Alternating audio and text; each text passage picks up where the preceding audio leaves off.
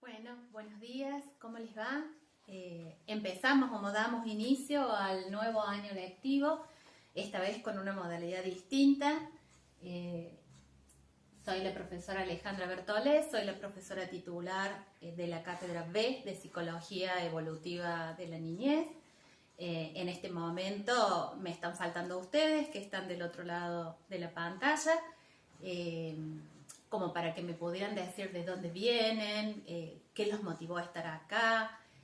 Nos presentaríamos y empezarían a llegar los integrantes de la cátedra para conocerlos y presentarse. Como no se nos da por el momento esta situación, yo les presento a quienes van a acompañarnos en el aula virtual, en los trabajos prácticos, en las consultas que hagamos a lo largo de estos meses, ¿sí? Que se nos propone como sociedad quedarnos en casa.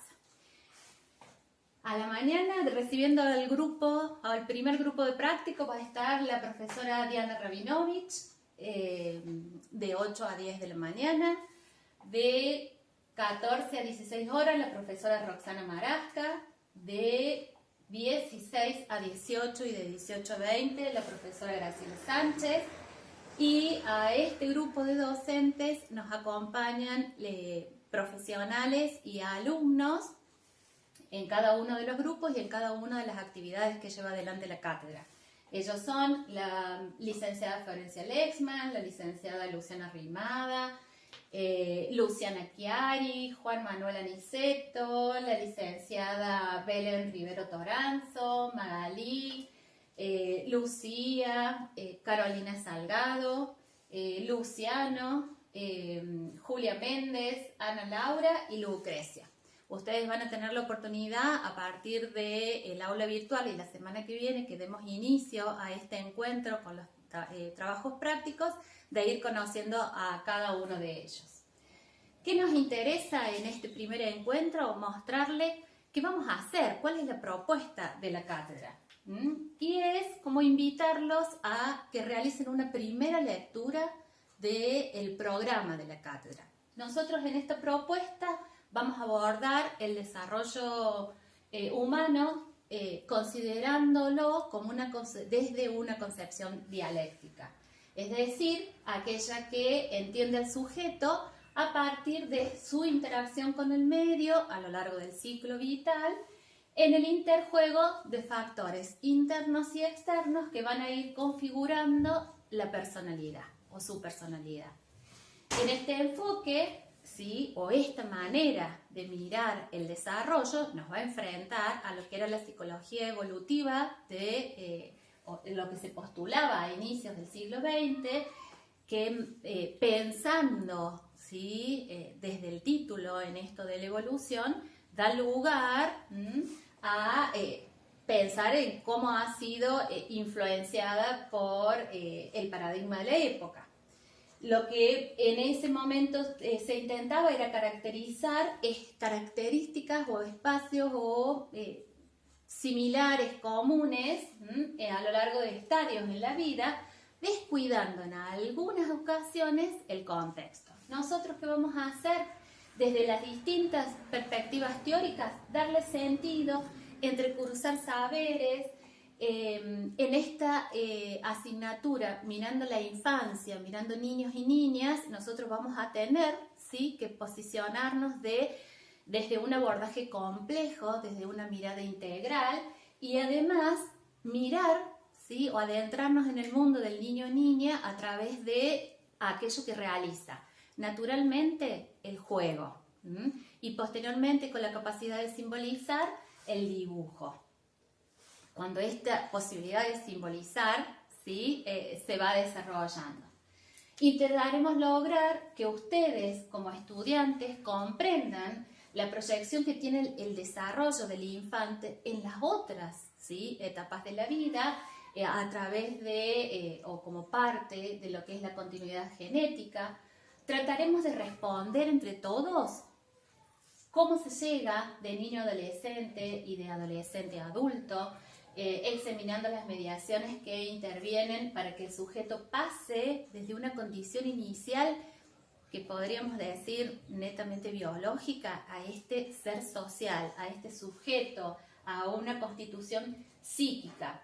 Esta constitución psíquica subjetiva es singular, ¿no? Entonces tiene un devenir único y allí entran en juego los otros. No significa que cuando nosotros hablamos de singularidad dejemos, ¿sí?, de pensar que va a haber, va a existir, no negamos la existencia de similitudes, características o patrones de desarrollo estables en las distintas poblaciones.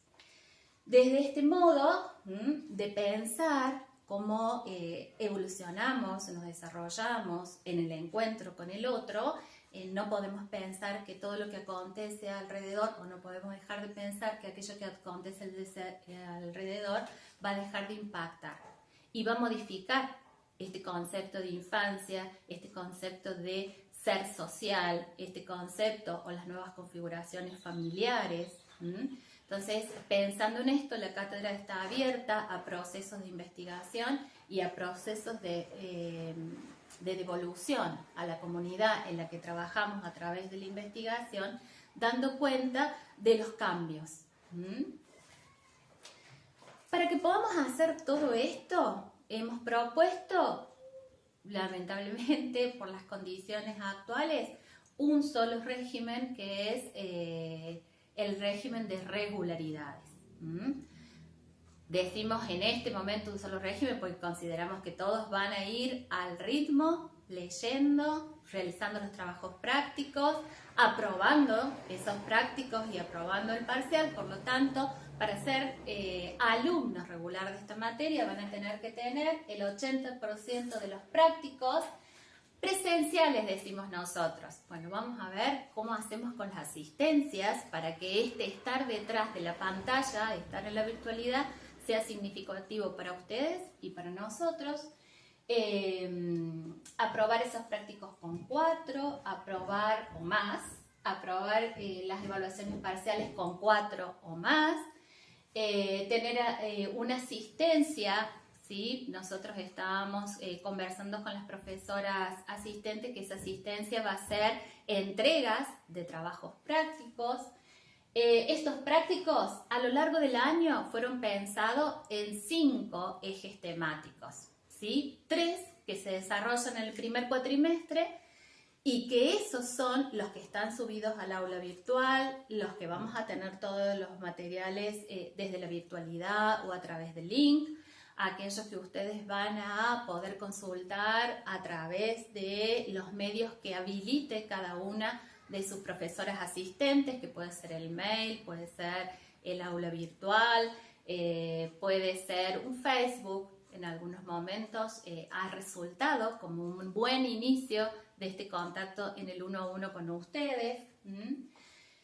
Los ejes temáticos: el estudio del desarrollo como ciencia, el concepto de infancia. En la segunda unidad nos encontramos con este primer entorno que recibe al niño, la familia.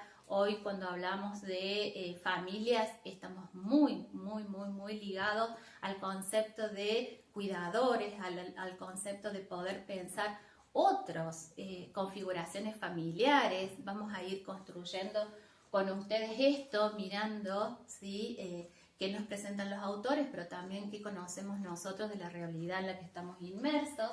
Y en el tercer práctico vamos a ver primeros vínculos.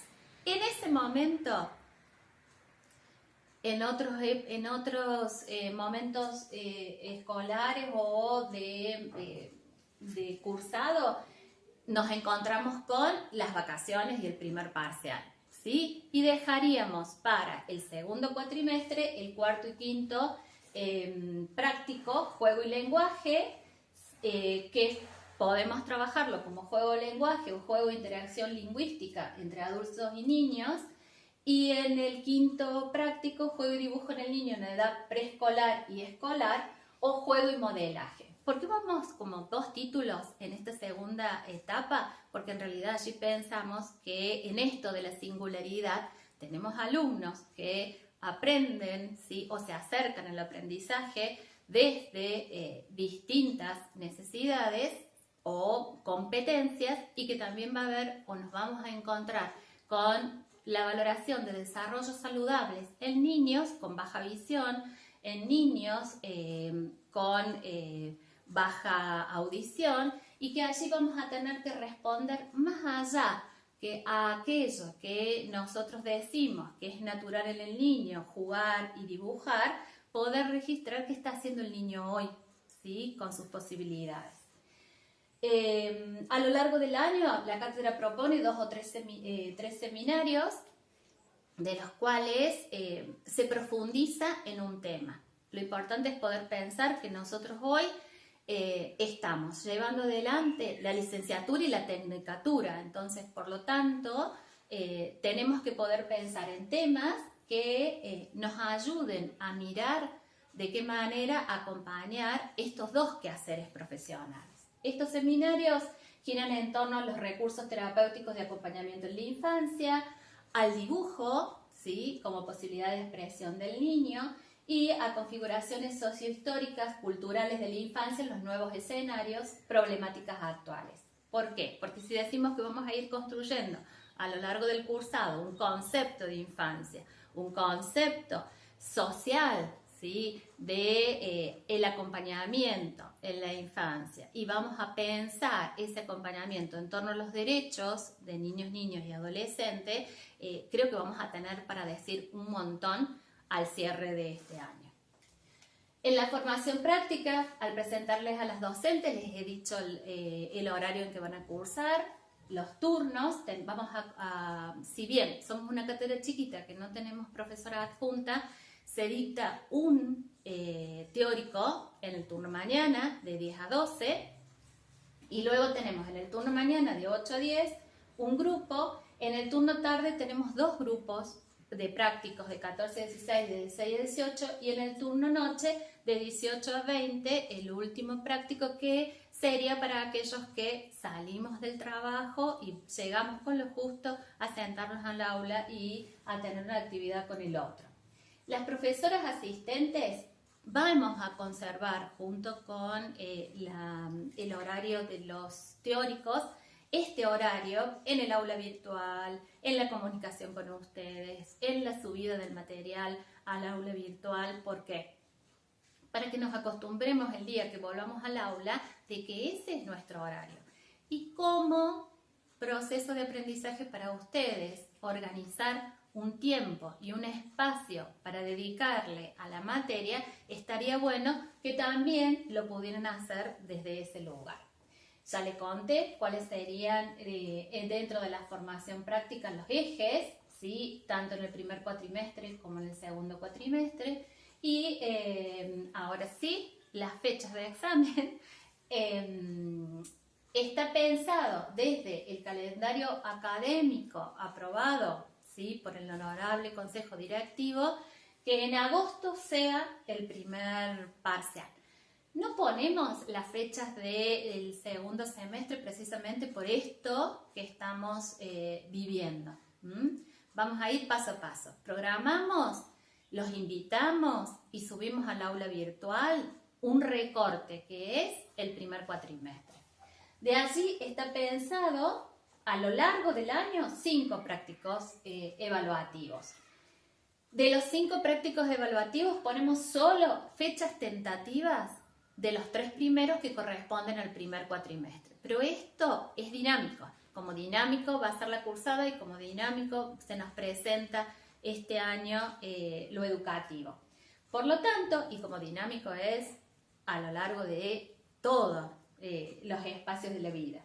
El primer práctico, el 4 del 5, el segundo práctico, el 8 de junio, el tercer práctico, el 29 de junio. ¿Sí? Esto va a ser subido al aula virtual y va a ser conversado con cada una de sus profesoras. Por esta vez, solo por esta vez, o por estos meses del año, las tutorías que se van a hacer a través del aula virtual o los medios que he ido nombrando van en algún momento a superponerse con horarios de prácticos y de teóricos. Al subir la clase, ¿sí? De distintas maneras, con PowerPoint, con videos, nosotras en ese horario vamos a abrir el aula para poder interactuar con ustedes. Bueno, más o menos fue esto que ustedes van a leer, fue presentado esto que ustedes van a leer en el programa. La primera unidad, vamos a poder pensar la infancia, el objeto de estudio, el concepto de desarrollo, las distinciones entre crecimiento y desarrollo, maduración y aprendizaje en este primer encuentro. En los demás encuentros iremos desarrollando los otros ejes temáticos de la primera unidad. Yo aquí les hice un recorte de esta primera clase, ¿sí? Y querer decirles de dónde trabajamos. Nosotros, para abordar la temática de la niñez o la temática de la infancia, la abordamos desde un enfoque de derecho. ¿Qué significa para nosotros abordar desde el enfoque de derecho? Trabajar pensando en el conjunto de los derechos niños y adolescentes de manera simultánea y articulada. Lo que nos va a dar lugar, ¿sí?, a poder pensar en que estos 54 capítulos de la Convención de Derechos del Niño tienen distintas categorías o pueden agruparse en distintas categorías que son protección, participación, provisión, prevención, y que siempre, cualquier acción que nosotros llevemos a cabo, sea desde la mirada de la observación, la mirada de la valoración, la mirada de la descripción, ¿sí?, siempre estos derechos van a estar relacionados, interdependientes e indivisibles bajo nuestra mirada. Entonces, poder pensar en que programamos desde los derechos del niño en educación se entiende como el uso de estos principios para planificar, manejar, implementar y monitorear programas con la meta final de fortalecer los derechos del niño tal y como se definen en la ley internacional. Todos los adultos, todos los que estamos al cuidado, ¿sí?, de los niños o de los niños y niñas, tenemos una concepción de infancia, ¿sí?, y que esa concepción de infancia marcará grandes diferencias en relación al acompañamiento o a la modalidad que se establezca como relación entre los adultos a cuidados y los niños y niñas. Y cómo esto va a dar cuenta del posicionamiento de ese niño frente al mundo. Esto es hablar del desarrollo saludable. En cuanto este sostén pueda ser lo más eficaz y saludable, va a dar lugar, ¿sí?, a que haya un vínculo cálido, se establezca la seguridad afectiva, este niño pueda estar en un ambiente de bienestar, donde se lo valore como un sujeto activo, y tenemos que aprender como futuros psicólogos y como futuros acompañantes que en todas las culturas pueden observarse este tipo o esta presencia de cuidados sensibles y respondientes. Cuando decimos sensibles, nos referimos a poder mirar a este niño como un niño activo y constructor de su propio desarrollo. Y cuando decimos del adulto respondiente, nos estamos haciendo referencia a la capacidad de responder a los mensajes y señales que emite el niño.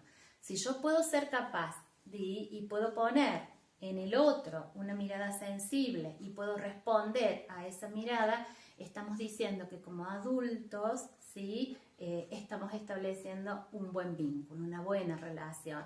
Vamos a ser los adultos adecuados para acompañar ese proceso. Cuando hablamos de procesos de desarrollo, tenemos que tomar como aquellos, como desglosar el concepto, que es dificilísimo, porque hablar de desarrollo habla de un proceso de crecimiento, un proceso de maduración, un proceso de aprendizaje, Y todo esto va a englobar en un concepto de desarrollo integral. Cuando hablamos de crecimiento, lo primero que hacemos es traer conceptos de lo que es la pediatría, ¿sí? De lo que es la medicina, de lo que es lo medible, lo observable, ¿sí? En este niño. Cuando decimos, ¿sí?, de crecimiento específicamente, vamos a hablar del incremento de la masa de un ser vivo que se produce por el aumento del número de células o de masa muscular. Cuando lo llevamos al control al niño, ¿qué hace el pediatra? Lo pesa y lo mide, ¿sí? Hablamos de procesos de nutrición cuando hablamos de crecimiento y nos quedamos con esa partecita. Nos falta un montón para poder decir dónde está el desarrollo saludable. Por eso, cuando como psicólogos hablamos de crecimiento, vamos a decir que no solo va a depender de la cantidad de alimento, ¿sí?, que se le provee o ingiere este niño, sino también de la calidad de la interacción con el otro que está a su cuidado, ¿no? Y bueno, y nombramos a Meyers como en esta calidad de la interacción entre la madre y el niño. Todo esto va a estar ampliado en un PowerPoint con todos los conceptos que va a dar lugar a que ustedes se sienten y lean en la tranquilidad de sus hogares. Nosotros ahora hacemos como la pequeña presentación. En términos de desarrollo, como les venía diciendo, nos hemos dado cuenta que es un concepto más sutil y difícil de medir o interpretar porque necesitamos mirar muchos factores, muchas variables. Está determinado por factores fundamentales que van a ser la herencia y el medio ambiente. Para hablar de desarrollo dijimos que vamos a necesitar una adquisición en este niño. Esa adquisición, esto que va acompañando al crecimiento, algunos autores y nosotros lo denominamos maduración, que es la adquisición gradual por el niño de los rasgos caracterológicos típicos de los miembros adultos de la cultura, y se refiere básicamente a esta capacidad plástica del potencial genético de la especie humana. ¿Para qué? Para que podamos adaptarnos al ambiente. Y el aprendizaje va a complementar esa maduración. Por ejemplo, los psicomotricistas en la actualidad, hace varias décadas ya, nos dicen al niño no hay que ponerlo en andadores. ¿Por qué será? Porque sus músculos no están maduros, su sistema nervioso no está maduro. Cuando entramos al jardín maternal, los niños van con pañales. Cuando pasamos al sistema formal, se les exige, entre comillas, porque no se le debiera, en algunas situaciones tiene que dejar los pañales. Y nosotros decimos, bueno, no, pero aún no están dados los procesos en relación a la maduración para ese aprendizaje, ¿sí? No vamos a poder decir qué está primero, ¿no? Decimos que se da en conjunto. ¿Y sobre quién vamos a poner la mirada durante este aprendizaje que vamos a llevar adelante de manera conjunta? Sobre los niños y las niñas. Y este objeto de estudio para nosotros ya lo venimos percibiendo desde que el momento que nos presentamos, no es inmóvil, no es estático, no es inmutable, por lo tanto es un ser dinámico, es cambiante y es histórico. Entonces este objeto de estudio se va a ir modificando a lo largo de un transcurrir, por lo tanto es histórico. Es un ser social, está en el mundo, emerge de ese mundo y transforma a ese mundo. ¿Por qué? Porque tenemos características que nos diferencian del mundo animal, ¿sí? El hombre en el desarrollo y en la evolución ha ido adquiriendo características diferenciadoras. Parte de ella lo veníamos como enunciando en relación al adquirir la posición erguida, la dieta omnívora, la posibilidad en el vínculo con el otro de cooperar, ¿sí?, pero también de competir. Construye representaciones, hablamos allí o pusimos en palabra lo que son los procesos simbólicos, ha realizado una acumulación cultural, posee una mano versátil, tenemos la oposición del pulgar, Poseemos actividad sexual permanente, no solo para o al servicio de la reproducción, nos comunicamos.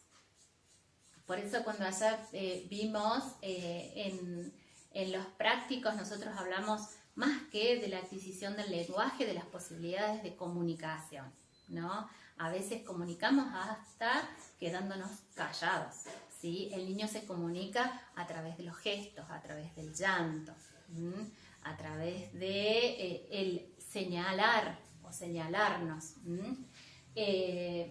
Y algo que nos interesa de este objeto de estudio de sobremanera es que poseemos, ¿sí?, los seres humanos, una infancia prolongada. Entonces, de todas las características que diferencian al hombre de los restantes animales, Delval nos va a decir que hay una que nos interesa destacar especialmente y es la existencia de una infancia prolongada que va asociada a un periodo de inmadurez y plasticidad durante las cuales las posibilidades de aprendizaje son muy grandes, ¿sí? Dado que este periodo de inmadurez por el que atravesamos los seres humanos está presente tempranamente, los cambios se van a ir produciendo en el tiempo y a esos cambios, ¿sí?, le vamos a denominar desarrollo. El desarrollo va a ser un proceso que experimenta un organismo, que cambia en el tiempo hasta alcanzar un estado de equilibrio y que en él van a jugar, ¿sí?, principalmente factores internos e influencias externas de manera muy estrecha.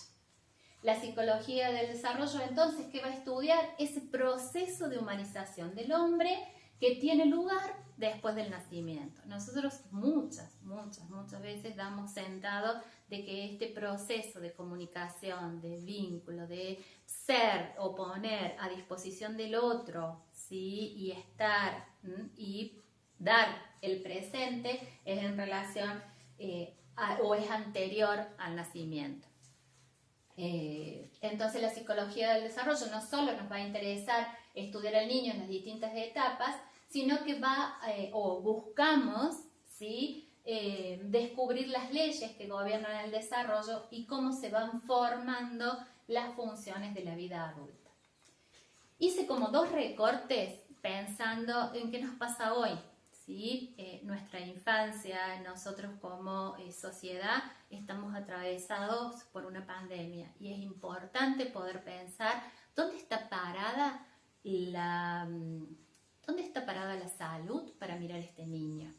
¿Qué decimos, ¿sí?, que es prevención cuando trabajamos con un niño? ¿Cómo acompañamos al niño hoy? Entonces me interesó rescatar qué dice el Ministerio de Salud en relación al desarrollo y lo definen como el proceso que interrelaciona distintos aspectos del niño, desde lo biológico, la maduración, los factores genéticos, la estructuración psíquica, que comprende lo afectivo, lo cognitivo y la adaptación social. Ese proceso es pluridimensional, como lo venimos diciendo, en el cual la persona participa de forma activa y singular y está enmarcado y sostenido por la familia como transmisora de la cultura. Nosotros vamos a poner, interpelar y poner en tensión el concepto de familia a lo largo de la materia, pero es como poder pensar un desarrollo o un proceso que se da de manera pluridimensional donde el otro es un sujeto activo. Y tomo otro recorte en términos desde el punto de vista de lo social, donde se asume que el desarrollo infantil es un proceso complejo, interdependiente y fundante para la vida de las personas y de una sociedad más justa. Pensemos la infancia y los invito a que la primera tarea, la primera actividad que tengamos como estudiantes de Psicología Evolutiva de la Niñez sea conceptualizar infancia, en términos de poder pensar hoy, al niño hoy, a la niña hoy, ¿sí?, a este concepto de infancia hoy en términos de una sociedad más justa. Hablando de todos aquellos factores internos y externos que hacen al desarrollo, el enfoque ecológico y el enfoque sistémico dan cuenta de la complejidad que supone. Entonces, tomamos a Uri Bronfenbrenner, quien nos va a dar cuenta de esto inseparable entre el desarrollo humano y el contexto ambiental, y propone que todos los aspectos del desarrollo están interconectados, así como el tejido de una telaraña, de manera que ningún aspecto del desarrollo puede aislarse de los demás y comprenderse de manera independiente. En esta mirada ecológica, este autor nos va a exponer o propone que la persona forma parte de una serie de sistemas complejos e interactivos. Ese primer sistema, el inmediato al niño, va a ser el microsistema, en esa relación uno a uno con el cuidador, en la relación con el grupo de hermanos, en la relación con su pediatra, en la plaza, los vecinos, o sea, lo inmediato al niño, el microsistema. Va a haber, sí, en el mesosistema un diálogo entre los otros espacios en los que nos movemos, en esto del interjuego del desarrollo, que está dado por el mesosistema. En el exosistema vamos a encontrar todas aquellas situaciones sociales que quizá la persona no experimente directamente. Por ejemplo, dónde trabaja mi papá, ¿sí? Dónde estudian mis otros hermanos, de qué manera me relaciono yo con el mundo político, económico, ¿sí? Y van a regir de alguna manera la lógica de todos aquellos que están alrededor, pero no es inmediata. Me invaden quizás a través de la televisión, a través de los medios informativos, a través de dentro de lo que es el macrosistemas, mejor ejemplo de lo que nos está sucediendo hoy, no podríamos traer a situación. Fíjense que una situación externa, alejada, ¿sí?, de las decisiones del entorno inmediato del niño, hoy nos ha afectado y nos ha afectado o nos ha impactado, ¿sí?, de una manera intempestiva. No nos pudimos preparar en relación a las subculturas que engloban, ¿sí?, al microsistema, mesosistema y exosistema. Este macrosistema impacta en los modos de llevar adelante lo diario, impacta en los modos de acompañar, hoy nos impacta en las lecturas que hacemos de quedarnos en casa, por ejemplo. Entonces, desde aquí hoy los invitamos a pensar en un concepto de infancia desde esta complejidad en el acompañamiento de mirar al niño, mirar a la niña y mirar a su familia, mirar a los espacios que transitan, mirar desde lo saludable, que es la oportunidad que les brinda esta cátedra, saber hacia dónde vamos en el acompañamiento, de qué manera y cuáles son aquellos indicios que puedan estar presentes a lo largo de todo este desarrollo, que dé cuenta de un desarrollo saludable. La niñez en la actualidad se ve modificada en los estilos de convivencia, y muchos de estos estilos de convivencia tienen hasta una legalidad transgresiva. Hay una lógica del consumo y del mercado que ha cambiado. El mundo cultural y social de estos niños está impregnado de lo visual, de lo auditivo, modos que interpelan a la cultura escolar, por ejemplo, interpelan al vínculo, interpelan a esto de ser familia en sociedad. Hay una clara preponderancia de la imagen sobre lo que es el lenguaje escrito y lo conceptual, y nosotros seremos quienes demos cuenta de qué pasa con la comunicación hoy en esta infancia. Hay procesos de mercantilización de los servicios y de debilitamiento de otros espacios, como son la familia, los clubes, la escuela, donde son los espacios y tiempos en los que más prolongado está el niño, o con mayor tiempo se encuentra el niño. Y así como nos dice Gabriela Dueñas en un artículo que habla de infancia e infancias, ¿sí? Creemos como cátedra que resulta una tarea impostergable reconsiderar las principales características epocales en las que se encuentran inmersos, se crían y educan hoy los niños, niñas y adolescentes, de modo, y esto es lo importante, por lo cual quiero que ustedes se queden con una tareita, hacernos cargo como sociedad de lo que les pasa y expresan en los distintos espacios sociales por los que transitan estos niños y niñas.